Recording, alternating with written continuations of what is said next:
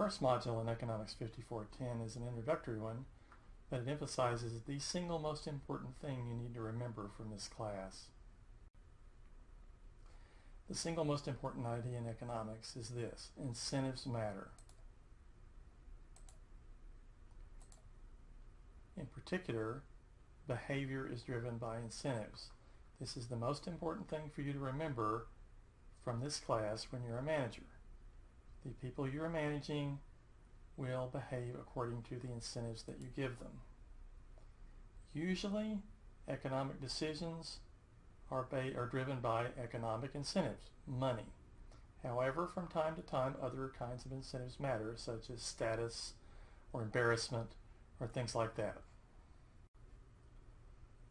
When you take a regular economics class, that is one that's not in an MBA program, one that's not designed really to help you as a manager, you begin by looking at some really kind of hard to understand things. First is the idea that individuals seek maximum satisfaction. If you've had an economics class, you may have heard the word utility. The basic idea here is that people want to do the best they can. That's common sense. So when people are deciding how much to work or how much to save or whether to buy product X or product Y, they're making the choice that makes them the happiest. That's pretty obvious. Similarly, firms choose to price products and do things like that, pay their workers certain wages in order to maximize profits, if you're thinking kind of in the short run, or maximize shareholder value, which is what you focus on in finance class. More generally, economists say things like decision-making units pursue objectives subject to constraints, and assumptions like that underlie almost all of economic analysis. Now, to rephrase what I just said in English, the basic idea of economics, the fundamental assumption is that to understand or predict behavior, then you need to think, what does an organization or person want? And what's the best way to go about getting it? And then assume that the person or organization will do that. The best way to go about getting something is sometimes referred to as the rational way. So someone with good training in economics, which I hope will be you after this class, will always think about incentives. What do people want? How will they try to go about getting it? What incentives are our evaluation and compensation policies giving our employees? What incentives are our pricing policies giving our customers? And even though this isn't a class about public policy, of course incentives play a huge role in determining the effectiveness of different kinds of economic policies pursued by federal, state, and local governments. Okay, it might be fun to look at a couple of extreme examples of the effect of incentives on behavior. The first has to do with when you're born, when people are born. A study by economists at Syracuse University and the University of Kentucky looked at the effect of taxes on the timing of births. I'm going to start reading this now and comment. Because the tax savings of having a child are realized only if the birth takes place before midnight January 1st, the incentives for the marginal birth are substantial. Okay, what this means is that when you have a kid, you can claim the kid as a deduction on your taxes. I think the amount's like $2,000 or something, which, depending on your tax bracket, could save you $500 or $600 on taxes. Now, if your kid is born before midnight on December 31st, you get to claim the deduction for the entire year, whereas if the kid's born on January 1st, then you don't get to claim anything for 2013, but you do get to claim, of course, for 2014. So, using a sample of the children from the National Longitudinal Survey of Youth, we find that the probability that a child is born in the last week of December rather than the first week of January is positively correlated with tax benefits. We estimate that increasing the tax benefit of having a child by $500 raises the probability of having the child in the last week of December by 26.9%.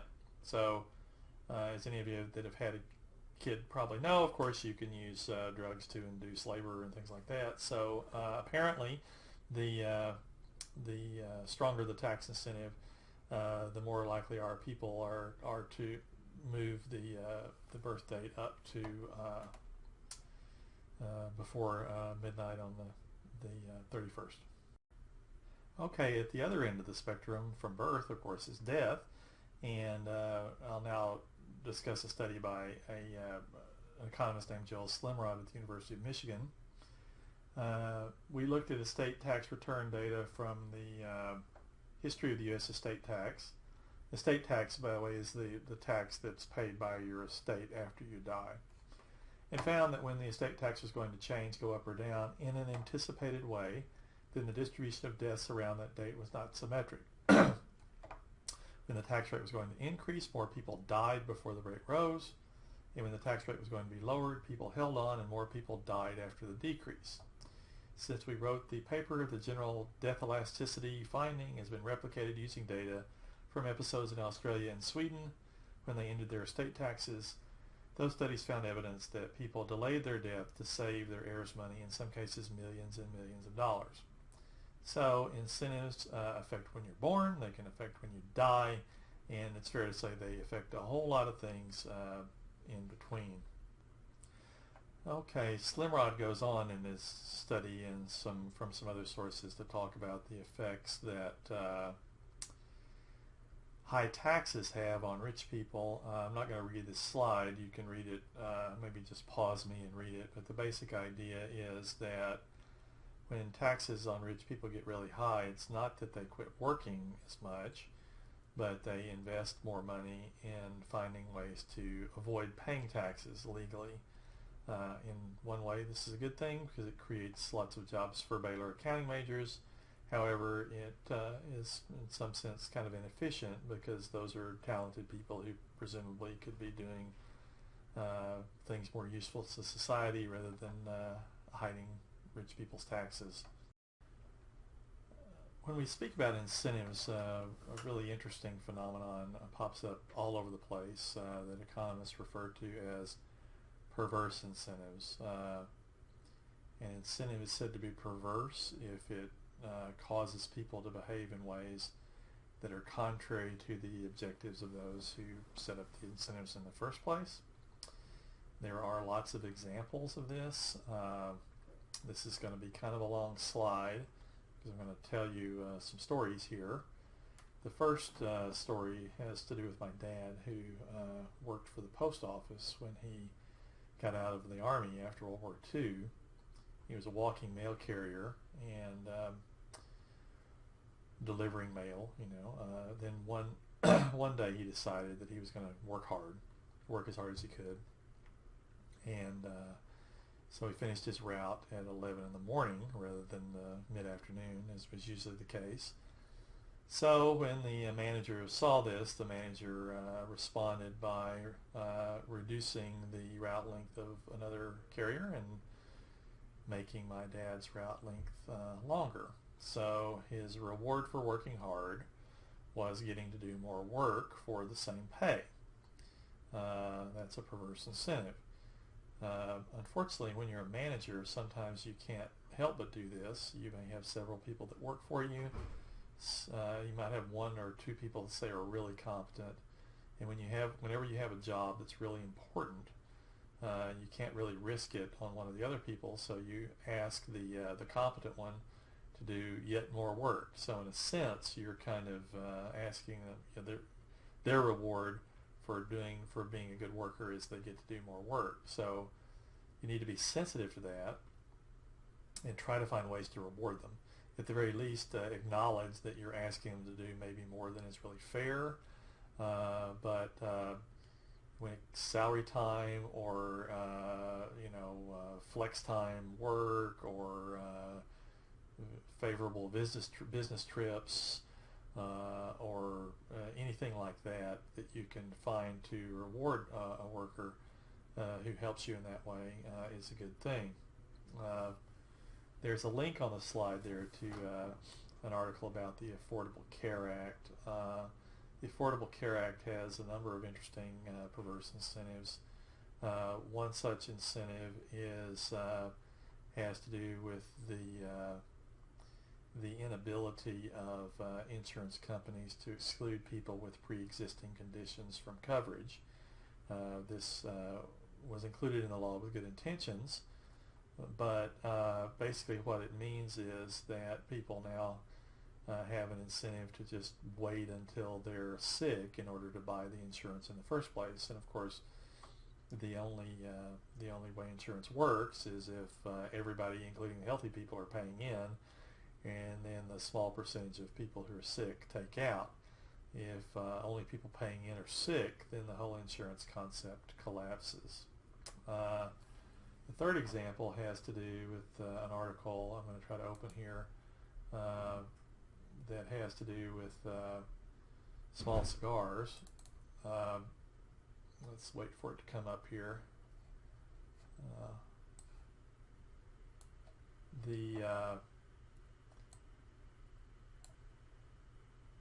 This is from the Wall Street Journal, I think. Sometimes a cigar is just a cigar, but sometimes, according to critics of the tobacco industry, it may be a little more than a cigarette.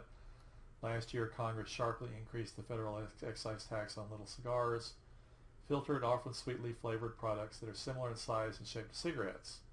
Some manufacturers responded by increasing the weight of their little cigars so they could be qualified as conventional large cigars, which are taxed at lower rates. Now a surge in the sales of small and inexpensive cigars is attracting the scrutiny of members of Congress and a prominent anti-smoking group who say tobacco manufacturers are exploiting this loophole. Currently, little cigars, those weighing 3 pounds or less per thousand, are taxed at the same rate as cigarettes, about $10.07 a carton, but cigars heavier than 3 pounds or per thousand are taxed at 52.75% of the manufacturer's price, resulting in taxes of only about $2 to $4 per carton for the smaller products in this bracket. Many small cigars already weighed almost 3 pounds per thousand before the tax increase, so some manufacturers needed only to modestly increase the amount of paper, filter, or tobacco in their cigars to meet the higher threshold.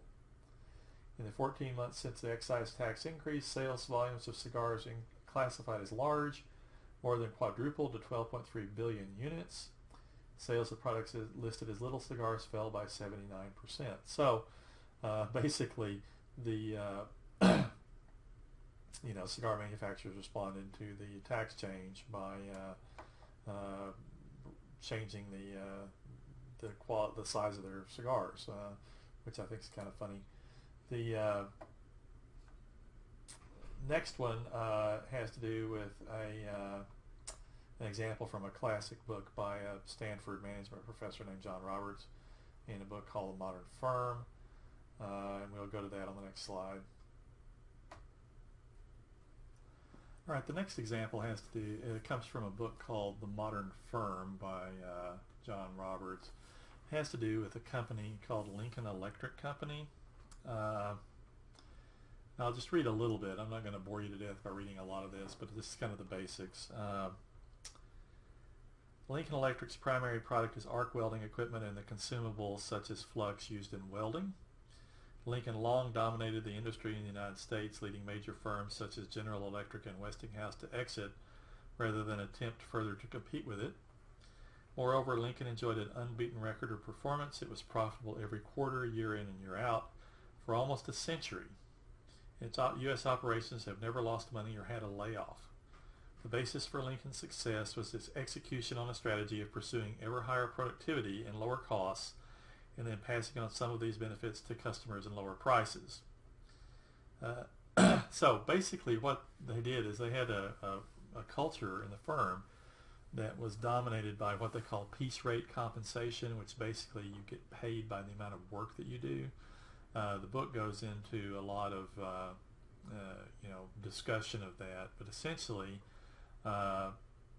if people are paid by the amount of work they get done, then they have all kinds of incentives to innovate and find better ways to do it. There are a couple of funny examples in the book. They were paying typists by the keystroke till they noticed that one typist over her lunch break was kind of reading a book and eating a sandwich while just typing away the same key over and over to get more keystrokes in. They were also paying crane operators by how much stuff they moved, but then they realized that that was creating the incentive for them to move stuff really fast across the work floor and not really worrying too much who was in the way. So that created a safety hazard. But the basic way this worked is very successful, was creating the incentives for workers to innovate. Now there are all kinds of problems. The piece rates are hard to implement on things like where group work's important and where the output of individual workers is hard to measure. And that, so this isn't a universally applicable thing, but it is something that worked in this particular case. All right, the next example comes from my observation over many years. It has to do with the way salespeople are compensated. I've seen examples again and again of firms that decide that they want to really incentivize salespeople to go out and work hard and find new clients and so on. And so they will institute, say, progressively higher commissions, where the more you sell, the higher your commission rate. And typically that works, and the salespeople get out and work really hard and get new customers. But then a funny thing happens in some cases, certainly no means all. Particularly if it's a small firm, the owner just really can't bear to actually pay what he or she promised was going to be paid. So they find a way out from actually meeting the obligation. And this is so short-sighted because everybody's making more money. And if they renege on the deal, then the next time they come out and try to institute that, then the veteran salespeople will remember that they got hosed, and so it won't work. My wife had a friend a while back whose husband worked for Mecklenburg Duncan, the building materials, and in that firm, the best salespeople, the ones with the best records, actually made more than everyone in the company except the president. So this was a company that kind of kept its word, provided good incentives, and as a result got very good outcomes. The next example is from government. Aid to Families with Dependent Children was a welfare program in the 1970s for single mothers.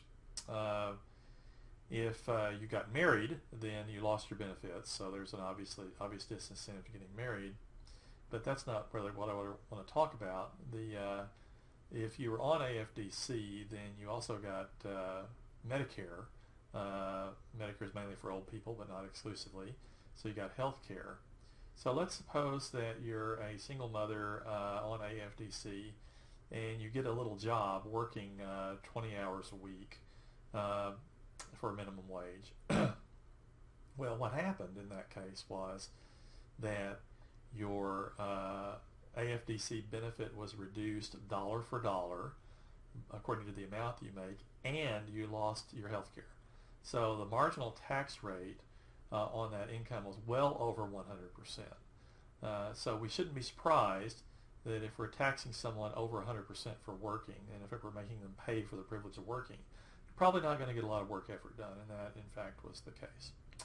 The last example has to do with the meal reimbursement policy of a large private university in the American Southwest that won't be named, but this particular policy limits meal reimbursement to $35 a day, which is difficult for travelers that are going into New York or San Francisco. However, if you're traveling and you host a prospective employee or a client or something, then that actually goes into a different slot on the meal reimbursement form.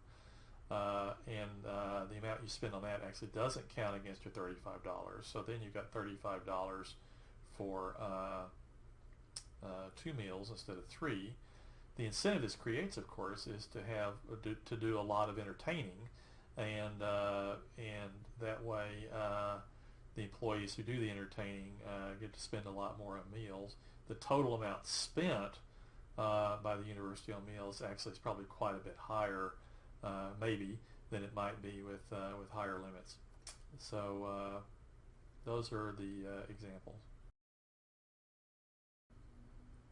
A classic example in business of perverse incentives has to do with what's called use it or lose it budgeting. Sorry, that's my phone. The the way this works, and I suspect many of you are familiar with this firsthand. Let's suppose your company's fiscal year ends on September 30th, and so along about September 10th or September 15th, you start looking at your budget and you realize there's quite a bit of money left in certain categories. You know from past experience that if you end the year with a big surplus in a particular category, then somebody higher up in the company is going to cut your budget in that category, which means you'll have to get by with less. So as a result, you go out and find anything to spend it on before the end of the fiscal year. I had a student once who was a retired master sergeant from Fort Hood, and I was talking about this one day in class, and he said that one day he was working in an office, and the commander walked in and said, "Curry, buy everybody a new computer." And he said, "But sir, we bought everybody a new computer 2 months ago." "I don't care, buy everybody a new computer." Well, that's use it or lose it budgeting. Another example is the Waco VA Hospital, which when you drive by it on New Road, they have this a very large number of tall flag poles in the front of it. It's actually quite stirring, but my understanding, which I haven't confirmed, but my understanding is that was a use it or lose it thing where they spent the money on those flag poles as a way to not end the year with a surplus in that particular budget. Now, of course, we can all agree that use it or lose it budgeting is insane. The problem is when you really start thinking about it, it's not really clear what the right way to do it is. Okay, if you let people keep their surpluses at the end of the year, then basically you can never adjust budgets, and it may be that somebody really does have too much money in their budget. You need to find a way to cut it. Really all incentive schemes kind of ultimately have problems. So it's not really a question in management of finding the perfect incentive scheme. It's just finding the one where the perverse incentives are minimized, at least as they affect your bottom line. Okay, that about does it for the first module. It's a short module. Your discussion project is basically, which is posted separately, I want you to think of an example of perverse incentives. Ideally, this should be from your own experience or the experience of someone you know. But if you can't think of that, it's okay. You can just Google it and find some pretty cool examples. What I want you to do is write 2 paragraphs. The first paragraph you should describe the incentives and why they're perverse. Second paragraph you should try to find a way to fix them.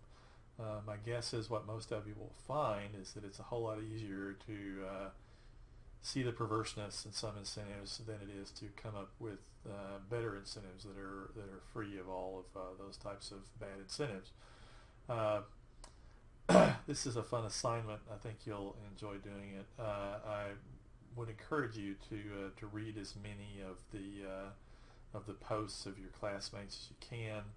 We don't really have time, since this is just a 3-day module, for you to actually respond to them. I can't ask you to do that. The reason, by the way, this is a 3-day module is because even though we have 7 modules, we don't have 7 full weeks. So by making this a 3-day module, then every other module can be a full week long, except for the last one, which is 6 days. So I've given this assignment for a few years, and I've gotten some really interesting responses. The best response I got was from a guy that worked for Enterprise Car Rental, and Enterprise, like most car rentals, makes enormous profits from the insurance they try to sell you, and so in particular, you were your performance review was determined on the percentage of your customers that bought the insurance. So they had, however, several well-known customers, like say for the state of Texas, who were prohibited by policy from buying the insurance. So basically, if you waited on someone who worked for the state of Texas and didn't sell them the insurance, which you wouldn't because they were prohibited by policy from getting it, then that lowered your percentage and then affected your evaluation. So essentially what happened was whenever someone from the state of Texas would drive up and begin to walk in the office, then all the experienced salespeople would run and hide. And so I think it's kind of fair to say that it's a pretty perverse incentive that makes employees of a company run from their customers. So I'll leave it at that. I look forward to seeing your answers, and I think you'll find this enjoyable. All right, and lastly, there's a little quiz that I have you do. I give you 4 scenarios there and ask you to pick one, just one, and describe why the incentives in the scenario are perverse. Shouldn't take you very long to do that at all, but I encourage you to think about all 4 of them, even if, although I really only want you to write answers to one.